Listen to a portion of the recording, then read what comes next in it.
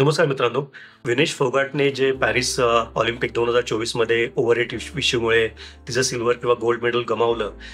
त्याचप्रमाणे आणखी एक अशी सेम कंडिशन 1936 साली पण झाली होती. बर्लिनमध्ये 1936 ला विंटर समर समर गेम्स ऑलिम्पिक ऑर्गनाईज केल्या होत्या. तेव्हा हिटलर तिकडे असावा.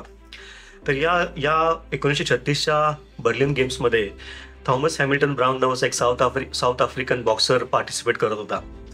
त्याची पहिली जी बाऊट होती, त्याच्या पहिल्या जी स्पर्धा होती त्याच्यामध्ये त्याला पराभूत असं डिक्लेअर करण्यात आलं. आणि पराभूत झाल्यामुळे ऑब्व्हियसली बॉक्सर लोक सगळी ऑलिम्पिकची तयारी करताना खूप स्ट्रिक्ट असं डाएट फॉलो करतात.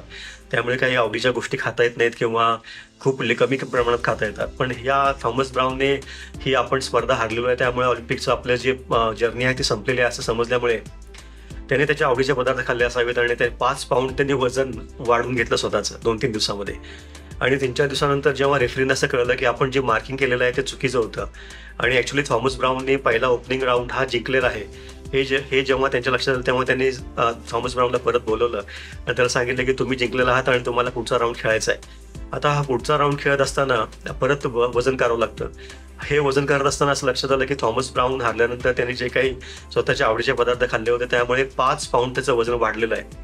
त्यामुळे त्या कॅटेगरीमध्ये तो क्वालिफाय होत नाही आहे. आणि असं या 5 पाऊंड वाढलेल्या वजनामुळे त्याला डिस्क्वालिफाय करण्यात आलं आणि त्याच्या ऑलिम्पिकची सगळी जर्नी संपली. तर हे जे 5 ग्राम हे जे ओव्हरवेटचा जो इश्यू आहे तो विनेश फोगाटने पण आपण पॅरिसमध्ये पाहिला. तिने पण तो जवळून अनुभवला आणि त्याच्यामुळे तिच्या सिल्वर आणि गोल्ड मेडल जिंकण्याचे चान्सेस गेले. त्याचप्रमाणे थॉमस ब्राउन पुढे जाऊन त्याने कदाचित गोल्ड मेडल किंवा सिल्वर किंवा ब्रॉन्झ काहीतरी मिळवलं असतं, परंतु मार्क रेफरीने केलेल्या चुकीमुळे आणि त्यांनी त्याला पराभूत असं डिक्लेअर केलं.